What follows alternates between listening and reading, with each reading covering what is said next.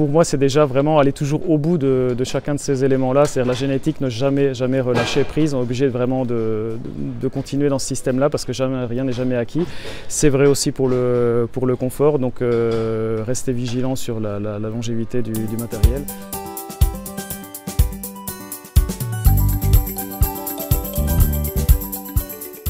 Depuis maintenant une vingtaine d'années, on sélectionne sur la conformation parce que pour nous c'est vraiment par ce biais-là qu'on peut réussir à garder les vaches le plus longtemps possible, avec en toile de fond l'idée d'atteindre des vaches avec 100 000 kg de lait dans leur carrière.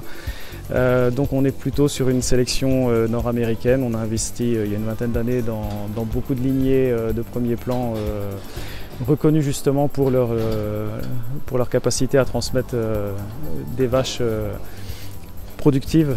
Premier objectif, on va dire, a été atteint en 20 années de sélection ardue. Après, rester aussi à offrir aux vaches le confort qui leur était dû pour arriver à exprimer au maximum leur potentiel génétique.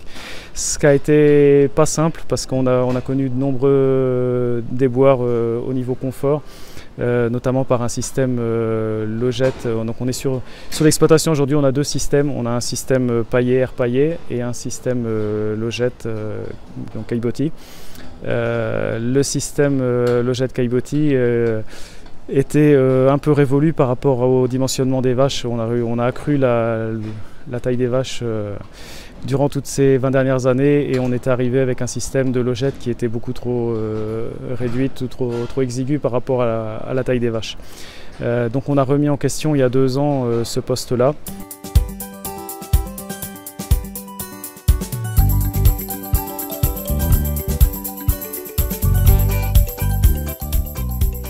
On a d'abord opté pour le changement de logette avec des dimensionnements plus importants. On a rallongé les dalles bétonnées.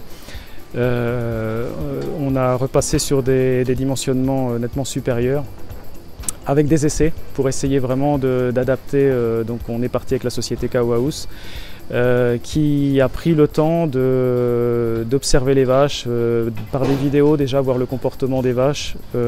Après, fonction de l'attitude des vaches et de leur gabarit, mettre le bon dimensionnement, que la barre au garrot soit à l'optimum par rapport à la vache. Et puis dans un deuxième temps, c'était le choix crucial du matelas. Et on a justement opté pour du matelas et non pas du tapis. Je fais vraiment le distinguo entre les deux. Parce qu'après avoir essayé 2 tapis différents qui nous apportaient pas satisfaction, parce que pour moi, notamment au moment du lever et du coucher de la vache, on avait on va dire une prise d'appui qui n'était pas suffisante et qui pouvait engendrer un certain nombre d'usures sur la vache, voire même d'accidents.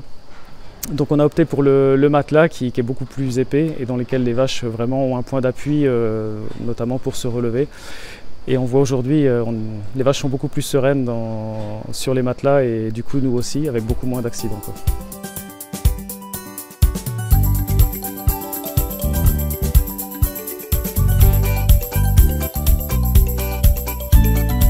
C'est vrai que par le passé, le confort n'étant pas là du tout avec les matelas et les logettes, on était vraiment obligé de mettre les meilleurs éléments génétiques côté paillé.